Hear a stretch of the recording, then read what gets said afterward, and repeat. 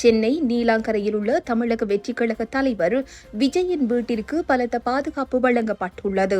சுமார் 100க்கும் மேற்பட்ட போலீசார் வீட்டின் முன் குவிக்கப்பட்டுள்ளதாக இந்திய ஊடகங்கள் செய்தி வெளியிட்டுள்ளன. தமிழ்நாட்டில் 234 சட்டமன்ற தொகுதிகளுக்கான சட்டப்பேரவை தேர்தல் கடந்த ஏப்ரல் 23 அன்று ஒரே கட்டமாக நடைபெற்று முடிந்தது.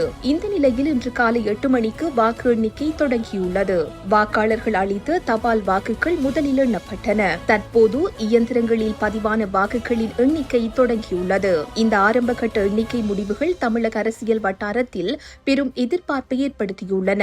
தபால் வாக்குகள் எண்ணிக்கையின் ஆரம்ப நிலவரப்படி திமுக தலைமையிலான கூட்டணி 51 தொகுதிகளில் முன்னிலை வகிக்கிறது. அதிமுக கூட்டணி 39 தொகுதிகளிலும், தமிழக வெற்றிக் கழகம் 60 தொகுதிகளிலும் முன்னிலையில் உள்ளது.